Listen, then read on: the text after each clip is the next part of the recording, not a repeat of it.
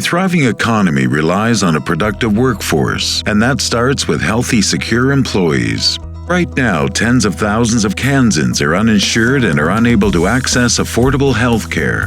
When people in our community don't feel at their best, when they're not at their best healthy selves, we can see a lot of problems. You can see people who are just tired, and so their work performance goes down.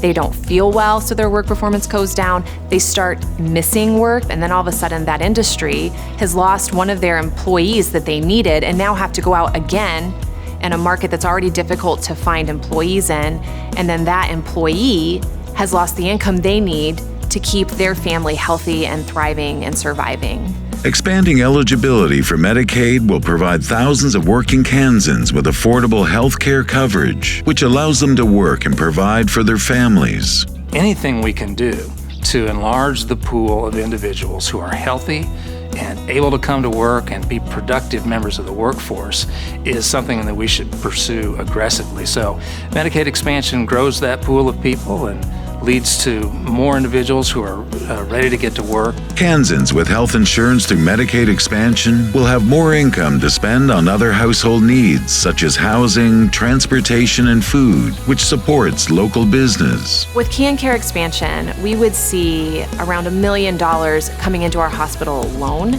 and then another $1 million in the community, whether that be from people who have coverage who can now spend money on other things, so shopping in our local businesses, eating at our local restaurants. It's money that is able to go back into the community in a way that really benefits the entire community, as opposed to, I'm in medical debt now, I can't pay things now. Instead, it really creates this more robust community and economy. Medicaid expansion will inject millions of dollars into local economies and grow state revenue. Every citizen in a state is also a federal taxpayer. So there's a certain amount that you're going to be paying regardless of whether your state chooses to do Medicaid expansion or not. Your federal tax dollars are being collected. And so these other 36 states, their citizens are now getting some of the benefit of their tax dollars back into their state because that money is built into the law. Expansion is expected to create 13,000 new jobs right here in Kansas. Just like communities all across the country are constantly on the search for new employers to move to our town.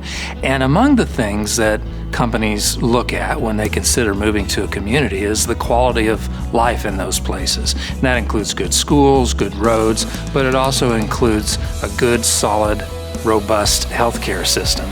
And so anything we can do to try to make sure that that's an aspect of our community, we need to try to do that. And Medicaid expansion helps us that way.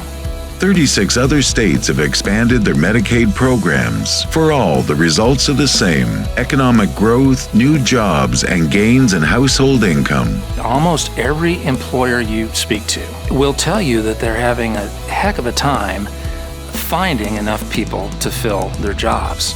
That's a bona fide crisis. The idea that there would be a step we could take that might add more healthy people to our workforce and not take that step is just unacceptable.